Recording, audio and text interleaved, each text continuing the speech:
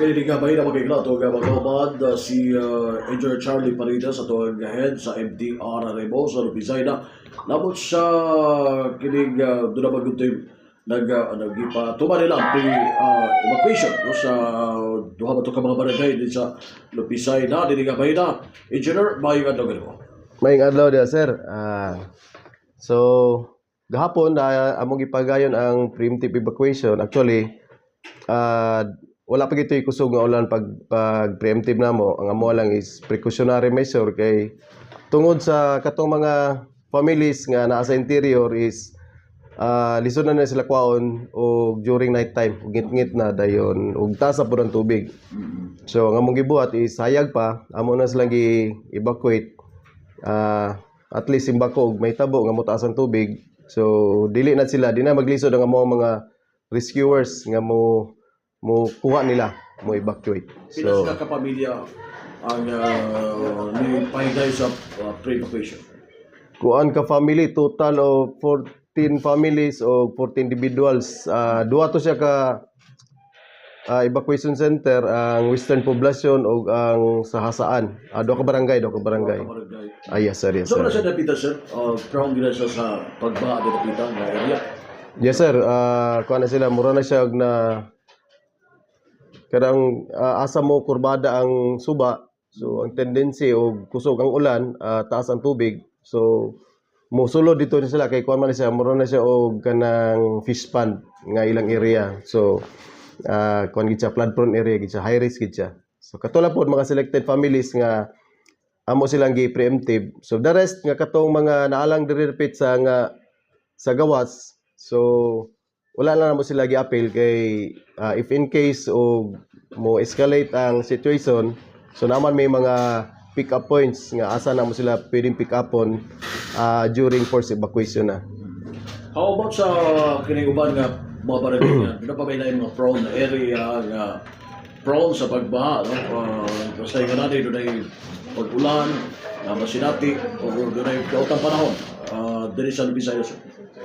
Naasad sir, nata if ang advisory nito is taas ang storm surge. So kaning portion namo, kaning area namo sa Barangay Puntod, kaning dire dapit sa Bara, mao na sila mga prone na sila sa storm surge. So if mga signal number 3 pataas, so kana forced evacuation naman na sila kay coastal area na sila. Then kani pong sa Puntod, ay portion sa Puntod nga mo flooding sila pero dili sa sulog, dili kusog ang current sa tubig. So inana. So ang dako lang nga suba niya diri sa Lupizay na kining Daisog River sir. Yes sir. Daisog River. Dagan pa mga balay na maapektahan kung baha gina siya. Yes sir. Katong mga daplin sa suba kato sila. Okay. So, unsa may sa pagkaron, unsa may kahimtang nila so katong mga nagbako? Preemptive evacuation naman sila gahapon starting mga alas 3 sa hapon. Then ganiyang last days declared na namo nga cleared ng area kay based sa data from Pag-asa din sa muang windy application nakita namo nga going up ang maong bagyo, so wala sa tendency nga mukusog ang ulan. Actually wala magyud kay may naka-experience og heavy rain gahapon. So bisan ang amo ang suba sa among monitoring is wala gyud pud siya ni baha gyud. Ang amo lang is precautionary measure nga i-preemptive namo ang katong mga high risk areas nga lisod sudlon sad. Okay. So kung wala ni siya nga mga panahon no, kuno na mga kalamidad unsa ka andam no ang MDRR ug labi na sa kompleto ba ang himan kay manan no, sa pag-response ug dunay mga kalamidad nga angay nga luwason no nga kinabuhi sa katawan. In regards sa mga equipment sir, actually sa kagamay sa mga LGU, so di kami makasold kaingon nga kumpleto ang among kagamitan. So ang amo ang usa sa mga preparedness measures nga among ginabuhat is gina-train namo na may regular training sa mga BDRRMC. So conduct mi og training sa BLS first aid. So kana mga drills. So sana no para mag gamay-gamayan sad ang amo ang pressure sa trabaho no kay nana may mga kanang natay mga o barangay. So then usa sa diha is kana gyung preemptive evacuation kay tungod sa dili sa ingon nga daghan kay may mga responders sa limited kay mo mga responders. So ug magpaigayon kita preemptive evacuation, lesser ang ato ang casualty then lesser sad ang pressure o gago sa ato mga responders so kana siya. I see. So in terms sa monitoring, no, about sa data from Pagasa, naka-monitor gid mo kanunay. Yes sir, yes sir. Okay. Since pag-start wala pa ang impact sa Tropical Storm Basyang, nag-establish na ang Office of Civil Defense sa moang virtual operation center. So naka-login mi didto then unsa pa yung mga updates from other province. So makita naman dito ginana ba kakusog ang impact. Then sa mo pod na may local monitoring no, na may CCTV sa moang Daisog River. So ma-monitor namo if mutaas ba ang tubig. Dayon katong sa Pag-asa nga mga updates. So kana siya. Then windy up mo na ginagamit namo windy and kada sa Pag-asa nga mga nga data. Okay. How about sa area nga prone sa landslide? Dito na may area sa Lupisay na gadurog ka landslide, no? Ano to nga area, sir? Unsa ba to? Prior pa ba nahitabo to ani nga bagyo? Yes sir, previously na ay landslide nga nahitabo namo during katong heavy rain no after Tino. So ang nahitabo ato is na murag na blakan ang irrigation o kanang mga debris no kay sa kakusog sa baha guro. So nasudlan og mga kahoy then dito na nag-overflow ang ilahang irrigation dito nag sip in nag tag natong Na punong ang ang tubig mura siya og nag-scouring man gud siya nahumok ang kuan na saturate ang yuta. So ang tendency to nag-landslide na nag-collapse ang yuta.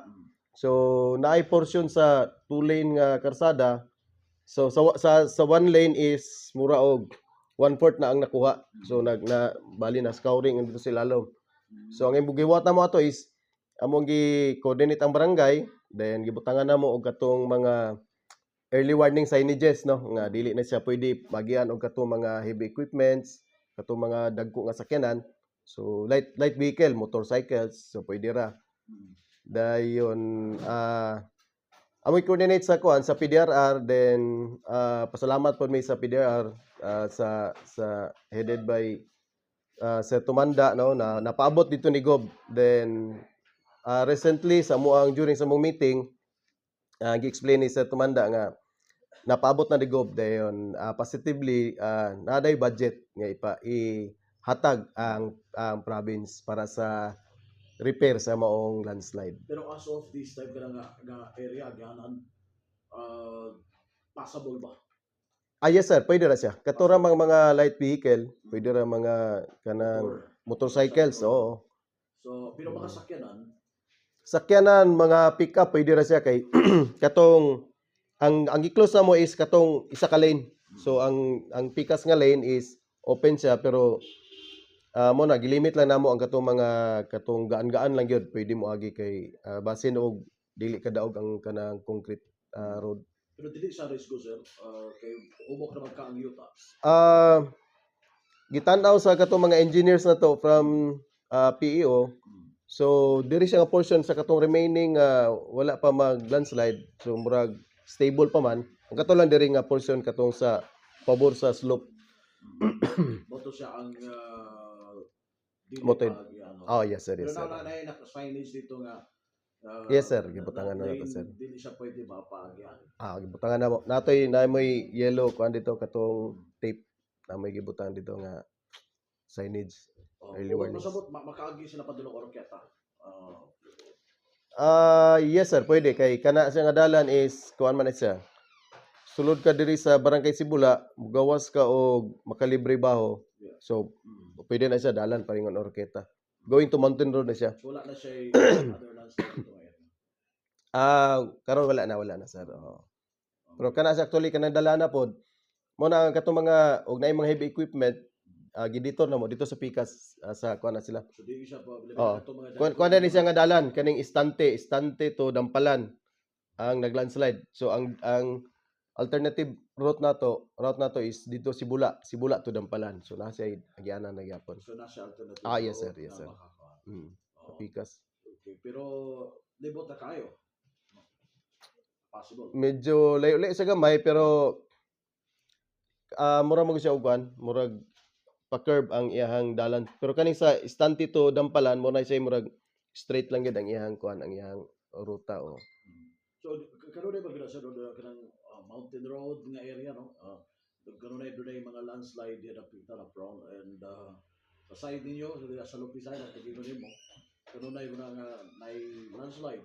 Possible usa may mga plano so far sa ato ano sa labi na sa LGU sa LTRR no diha na pita. Usually mahitabo man gud sa mga landslides diha is kana lagi kanang masaradan ang ilahang kuan irrigation o then mag-overflow. In fact dito sa kuan sa Barangay Macalibre Alto mo sa day nahitabo no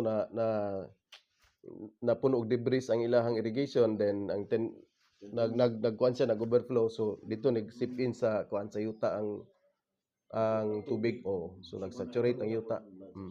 So mo gunay problema mo nang amo lagi gi-encourage ang mga farmers nga ilagi monitor pirmi ilang kuan ilahang irrigation. Okay, by the way, naman as like mga LTRR, you mentioned gina-train sila, no? Gina-train ang Yes, sir. LTRR nila. Makatabang yun po sila kung na mga debris or mga yuta nga mga na sila mga irrigation for para mapugnan ang risgo nga dili mo adto sa yuta gid mismo ang gatong tubig sa irrigation, di ba? Yes sir, yes sir. Actually na may mga kuan dia organizations, mga farmers, kanang mga irrigators. So mo lang silang gi-coordinate sa nga kana lagi i-maintain lang gyud ang ilang kuan irrigation. So mga nga kining sa yuta no, kalabidad nga nabansay no, magbuta na to well trained ang mga barangay. So mga kuan, mga kalabidad ang ilang inyong nahatag o na pabansay na sir. Usa sad sa mo ang common nga emergencies na mo diri sir is kaning sa road accident. So mo na no gahatag mig training nila on BLS first aid, dayon wasar, so kana siya. Dayon naa pod mi training nga na paabot dito sa mountain katong mga ropemanship no kanang mountain rescue.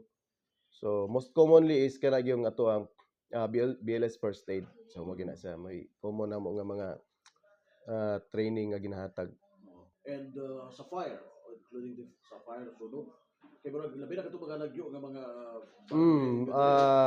sa kuha na pa sa Bureau of Fire na pa na sila sir. so, apil na sa Bureau of Fire. Yes sir, yes sir. Okay. So well trained yapon sila in terms of Yes sir. Naga na sila ikuan sad. Ay actually kami na every year na nami sa second year na mo nga nami Rescue Olympic yun nga ginapahigayon. So ga-allocate yun mig fund ana nga para sa pa-premyo sa mga barangays nga kinsay mag-champion. So nahuman na namo second year na mo nga Rescue Olympic.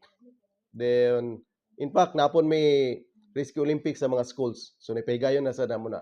Kuno regular na every year na mo na siya nga activity yes sir. Kay at ang amo manggong ang aim manggong ni Mayor is mag-train gyud ta og daghang mga responders kay if emergency talks, so time is kuan gyud essence. So mo ginano. So sa kalayo sa muang ug may tabo sa mountain asa dito sa upland areas. So ug manawag pa sila namo. So kuan na delikado na ang atong pasyente. So mas maayo nga mag-train ta og daghang responders nga if naay mga emergency, so in that time kuan gyud kanang naagi makahatag og first aid. So inana siya mo gyud ang amo ang vision. Sir, di po kayo makabalaka kay sa ito mga barangay dito sa Lupisay na tanang nga mga barangay na may mga rescue vehicle, di ba? Makatabang Yes sir. sa pag-response sa mga aksidente, mga kalabidad. Yes sir, yes sir. Oh, kumpleto na sir. 28 barangays na sila.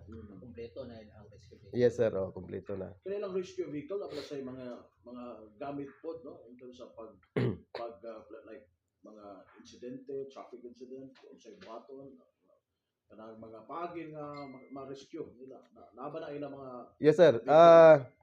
Kuan sir, during sa moang kaning pag-formulate sa planning, so amo na silang emphasize nga kani nga mga basic equipments dapat isulod ninyo sa inyong BDRRM plan.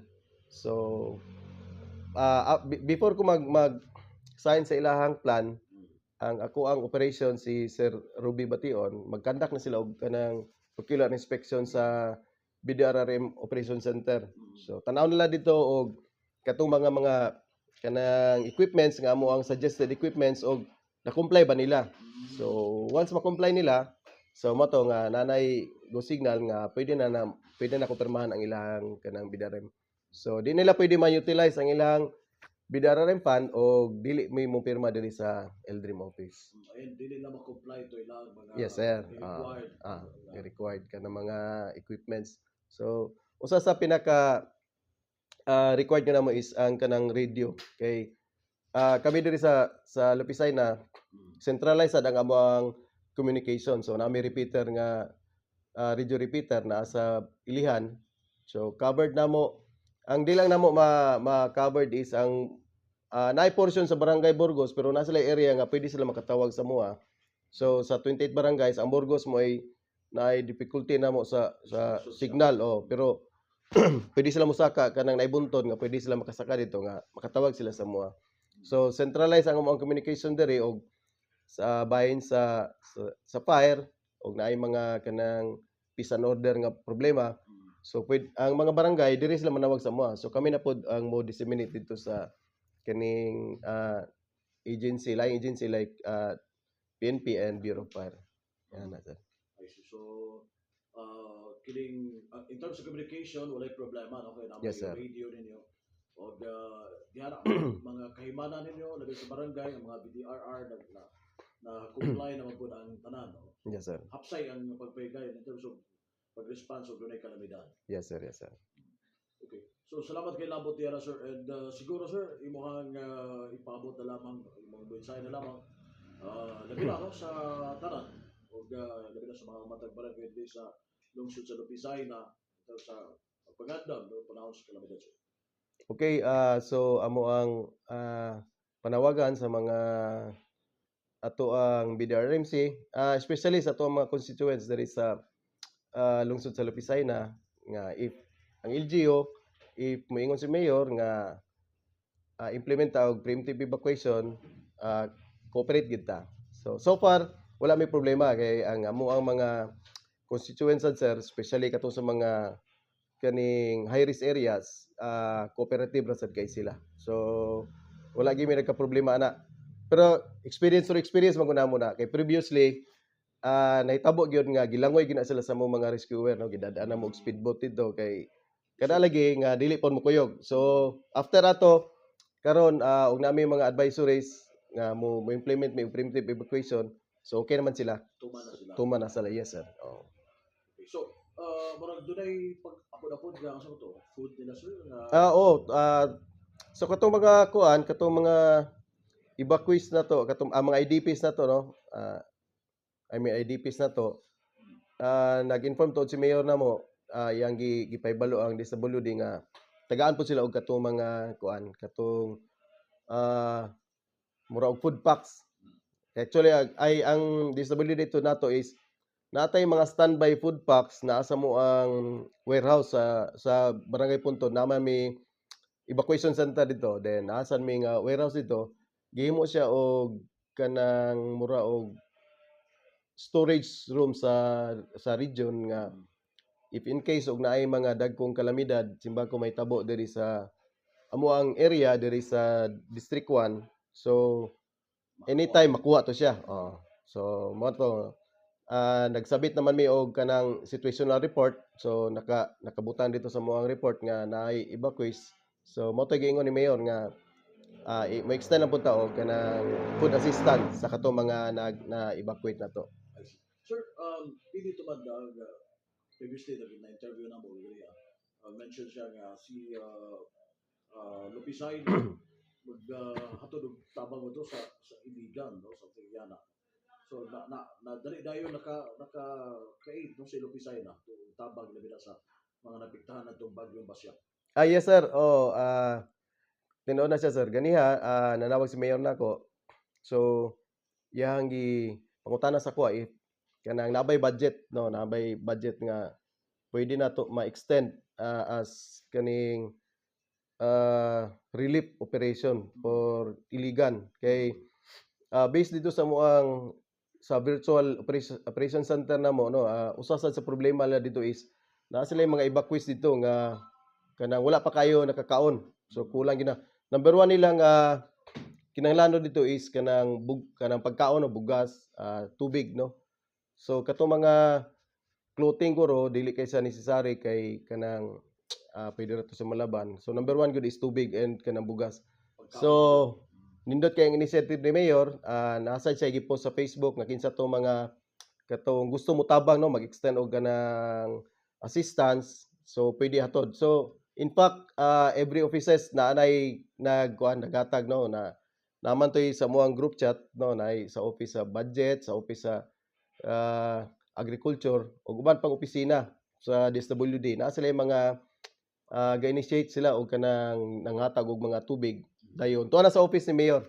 So siguro mga alas 6 dayon gikan sa mo pong kwan local dream fund nag-allocate sad mi og mag-purchase mi og 400 bags nga tag 5 kilos. So mo tay among ipato dito. Then remaining ato is mga donations na from other offices og sa mga tawo gikan sa gawas no. Mga constituents sa Lupisay na. So mana nindot nga kwan initiative ni Mayor. Okay. So si Mayor gyud nang unay kana no nga baka. Yes sir, nanawag siya namo ganiya. Nanawag siya. So nindot po no, na-appreciate nato. Yes, sir. Po kayo mo naka-initiate to sa tabang sa labi na sa mga taga-iligan. Yes sir. Kasi natin may nagrabihan po sa Basyang Bagyo. So sir, thank you. Salamat kayo sa imong paghatag gyud. Yes, sir. Sige, sir. Sige, salamat sir. Si Engineer Charlie Paredes. Garly sir, Garly. Okay, Garly. Yes, Sorry. sir. Engineer Garly Thank you, Paredes ato ang MDRRMO sa Lubisayna. Misamis Occidental. Kaban ako sa Lubisayna si WD4, Len Ray Rolando, Chris W. Manuel, Aaron Kidd Jr. Salamat, Mike.